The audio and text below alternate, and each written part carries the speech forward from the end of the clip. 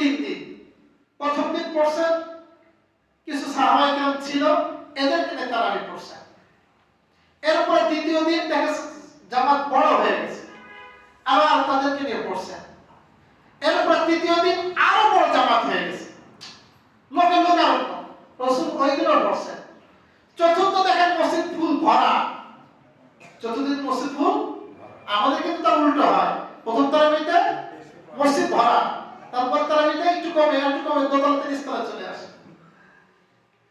আর সাহাবীদের উল্টা, আমলের মজা পাইছে, আরো বেড়ে গেছে। চতুর্থ দিন সব সাহাবী অপেক্ষমান, রাসূলের মেম্বার থেকে বের হয় না, তার রুম থেকে বের হয় না, হুজরা থেকে।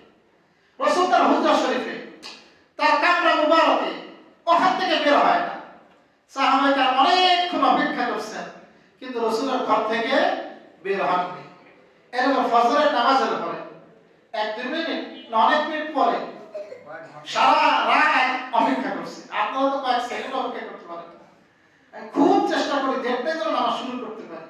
তো 1-2 মিনিট হয়ে যায়, আমার ভয় লাগে কিরা যে কি খেপে যায়, তো যদি 1 মিনিট বেশি হয়ে গেল, 1 মিনিট বেশি নেবে, আমি খুব ভয় থাকে, খুব আতঙ্কে থাকি।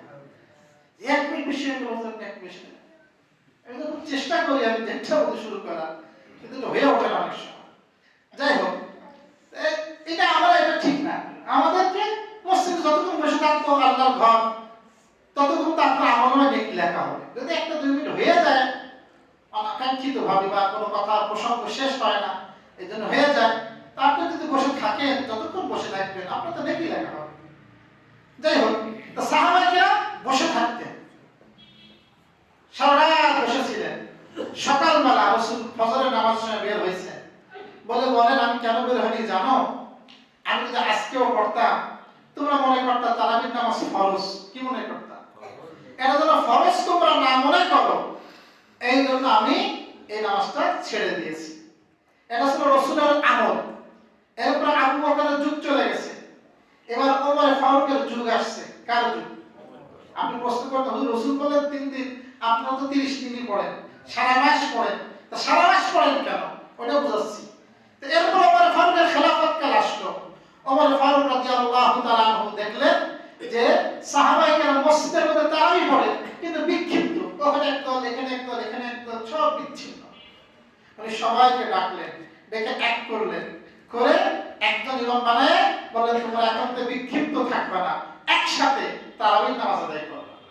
ওমর ফারুক ফরমান দিলেন, উপস্থিত সাহাবায়ে কেরাম ওমরের কথাকে মেনে নিলেন। কার কথাকে?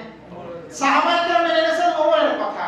যেহেতু ওমর খোলাফায়ে রাশিদিনের একজন, 4 খলিফার একজন, আর রাসূল বলেছেন আলাইকুম বিসুন্নতি ওয়া সুন্নাতিল খোলাফায়ে রাশিদিন মাহদিয়্যিন, তোমাদের উপর আবশ্যক আমার সুন্নাতকে আঁকড়ে ধরা এবং আমার খোলাফায়ে রাশিদিন হেদায়েতপ্রাপ্ত খলিফাদের সুন্নাতকে আঁকড়ে ধরা তোমাদের উপর আবশ্যক।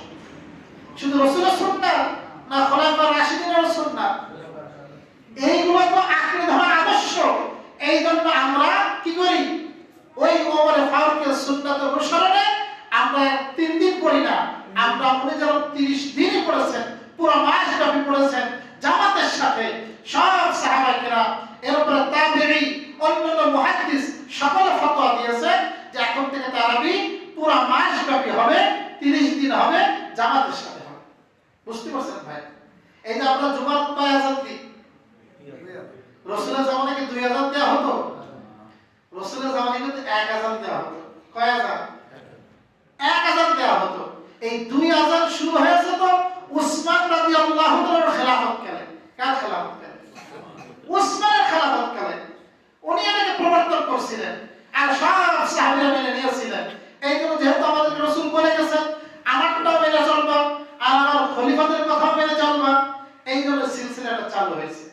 তো এই যে ওমর ফারুক উনি এটা চালু করলেন। এরপর থেকে নামাজ হতো কয় রাকাত হতো? এটা প্রশ্ন। কয় রাকাত হতো? মুসান্নাফ ইবনে আবি শাইবা 7774 নম্বর হাদিস, আন ইবনে আব্বাস আন্না রাসূলুল্লাহ সাল্লাল্লাহু আলাইহি ওয়াসাল্লাম কানা ইউসাল্লি ফি রমাদানা 20 রাকাতান ওয়াল বিতরা। ইবনে আব্বাস রাদিয়াল্লাহু তাআলা বলেন রাসূলুল্লাহ সাল্লাল্লাহু আলাইহি ওয়াসাল্লাম রমজান মাসে 20 রাকাত তারাবি এবং বেতের আদায় করতেন। কয় রাকাত তারাবি? এই হাদিসের আলোকে আমরা তারাবির নামাজ 20 রাকাত পড়ি। কয় রাকাত পড়ি? এমনকি আপনি শুনে আশ্চর্য হবেন, 1867 সাল, 1867 সাল এই ভারতবর্ষের একজন ব্যক্তি আহলে হাদিস আলেম, নাম হলো মাওলানা হুসাইন বাটালভি। নাম কি? হুসাইন বাটালভি। ইনি সর্বপ্রথম তারাবির নামাজ 8 রাকাত, এই কথা উনি সর্বপ্রথম এটা আবিষ্কার করেন। কে? হুসাইন বাটালভি, এই ভারতবর্ষের একজন ব্যক্তি। এর আগ পর্যন্ত কেউ কোনো কিতাবে পাওয়া যাবে না কেউ বলেছেন যে তারাবির নামাজ 8 রাকাত। উনি এটা চালু করছেন। এরপর থেকে এই কথা আবিষ্কার করে করে এখন অনেকে সহজে ধর্ম যে সহজ পায় সেটা ধরে অনেকে এটা গ্রহণ করেছে। কিন্তু রাসূল ইবনে আব্বাসের হাদিস, রাসূল 20 রাকাত তারাবি পড়তেন। এই সংক্রান্ত আরো হাদিস আছে। এই জন্য